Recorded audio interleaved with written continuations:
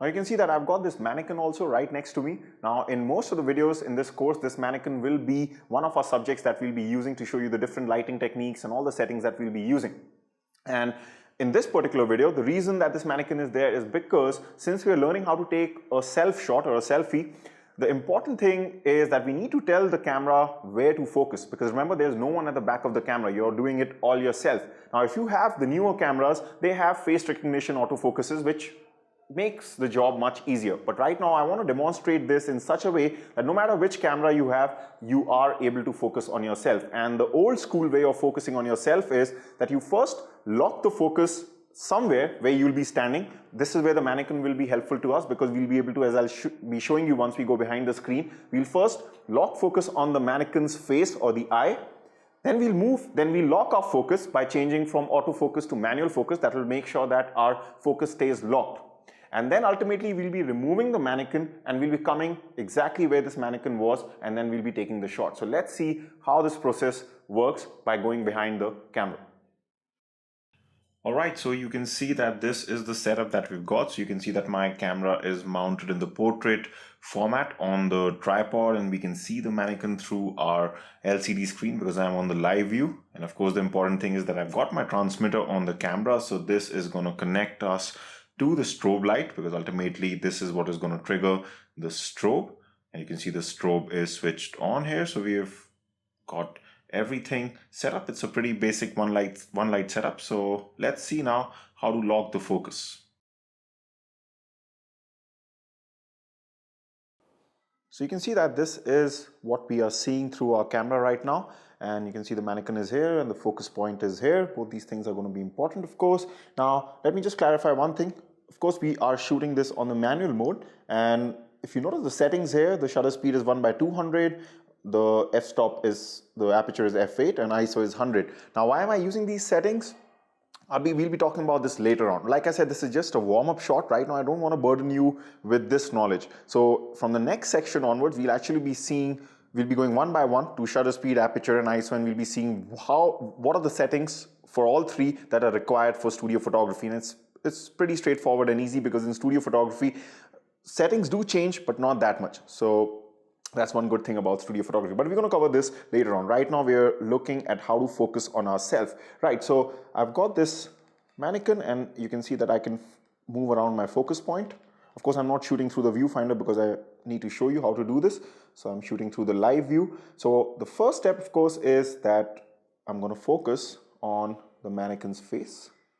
So you can just hear the beep when I have pressed the shutter button. That's how you lock focus. So the focus is locked on the mannequin's face. This is exactly where I will be going later on and standing.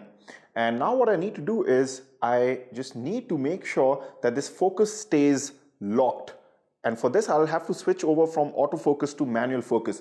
But before I show you that, there's another way that you can do this very easily, which is if your camera has the feature for face recognition. Like a lot of mirrorless cameras these days even have eye recognition, so they're that precise.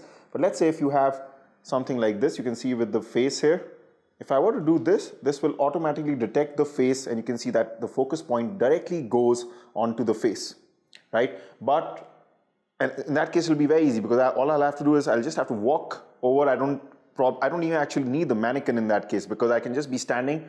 I'll just need a remote, and I can just fire away, because ultimately it's gonna recognize my face and focus on it. But like I said before, I wanna demonstrate this in such a way that in case your camera does not have this, then what is the old school way of doing this? The old school way is just to have a normal focus point, focus on the eye, at least on the face, lock the focus, and then what you do is to lock it, like I told you, switch over from autofocus to manual focus, like I'm doing right now.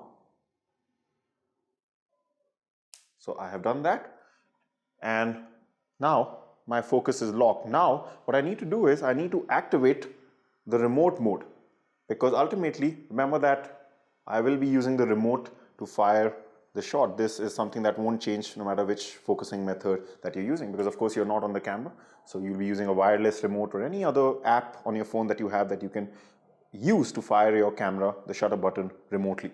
Right, so everything is set. I've put my camera on the remote mode. Our focus is done. Now all that is left is I just have to go stand exactly where this mannequin was, remove the mannequin, and then just press the shutter button of my remote to take the shot. So let's see how this works. So now I move over and I'll just move this mannequin, stand exactly where this mannequin was supposed to be, give a pose, and all I have to do is just press the shutter button to take the shot. And you can see that this strobe will fire on me and we'll get a decent looking shot. So let's do this.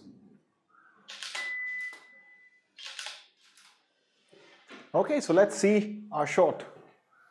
Okay, so we have the shot here. It's not too bad. The subject could have been better, but if you're doing this on your own, one thing you can see here is that you can see the remote in my hand. So one thing I like to do is that if your camera offers you a delayed remote firing system, for example, the Nikon D5300, which I've used to take this shot, offers a 2-second delay on the remote. So that means when I press the remote to fire away the shot, I still have 2 seconds before the camera actually takes the shot, and that gives me enough time to put the remote in my pocket or just throw it somewhere around nearby, and the remote won't be seen in your hand. So you'll find a way to do that. So now that you know how to take a self-portrait, let's go on to the next video where the serious stuff will start, because we'll be learning about the settings that go into studio photography. So I'll see you there.